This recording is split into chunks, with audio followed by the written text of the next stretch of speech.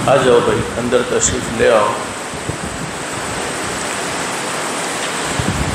اللہ کا ہم سب پر بہت بڑا احسان اور بہت بڑا کرم ہے کہ اللہ پاک نے ہم سب کو مبارک مہینے میں تھوڑی دیر کے لیے اپنے گھر میں یعنی مسجد میں جمع فرمایا۔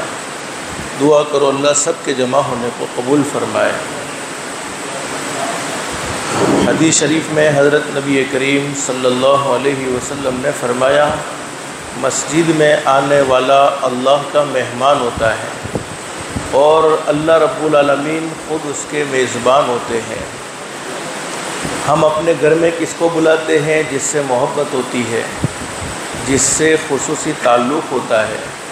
اللہ پاک بھی اپنے بندوں میں سے انہی بندوں کو اپنے گھر پر بلاتے ہیں جن بندوں سے اللہ پاک کو خصوصی محبت ہے، جن بندوں سے اللہ پاک کو خصوصی تعلق ہے۔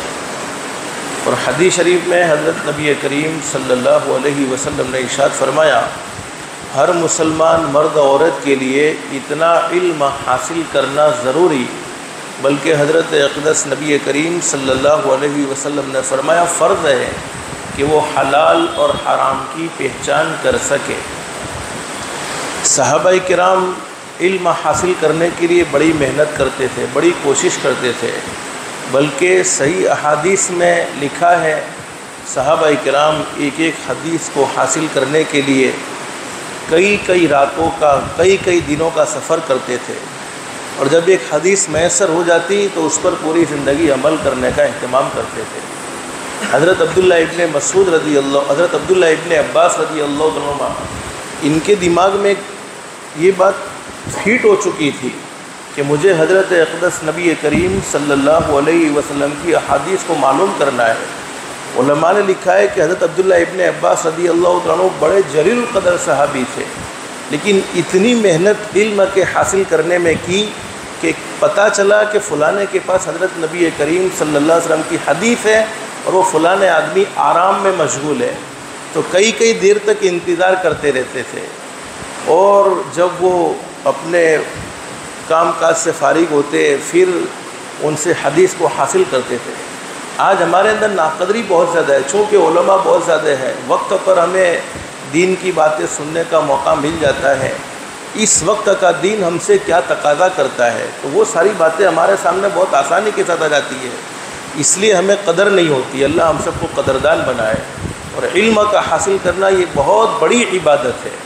حدیث شریف میں ہے حضرت ابو ذر رضی اللہ تعالیٰ عنہ سے حضرت نبی کریم صلی اللہ علیہ وسلم نے ارشاد فرمایا، قرآن کریم کی ایک آیت کریمہ کا سیکھ لینا، حالانکہ ایک آیت کریمہ کو سیکھنا کوئی مشکل کام نہیں ہے، حضور صلی اللہ علیہ وسلم نے فرمایا 100 رکعت نفل نماز پڑھنے سے افضل۔ علم کا ایک باب سیکھ لینا، یعنی علم کی کوئی ایک بات اس وقت پر ہم عمل کر رہے ہو یا نہ کر رہے ہو، 1000 رکعت نفل نماز پڑھنے سے افضل ہے۔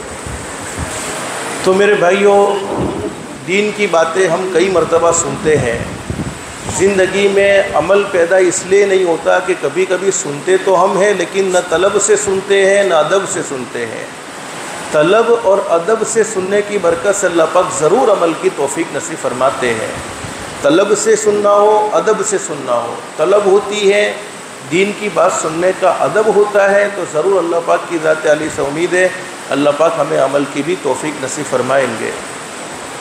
بس اللہ سے دل سے دعا کر لو، جتنی باتیں ہمارے سامنے آوے اللہ پاک ہم سب کے لیے عمل کرنا آسان فرماوے، اور یہ مبارک ایام ہے اللہ پاک ہمیں انہیں صحیح گزارنے کی توفیق و سعادت نصیب فرماوے۔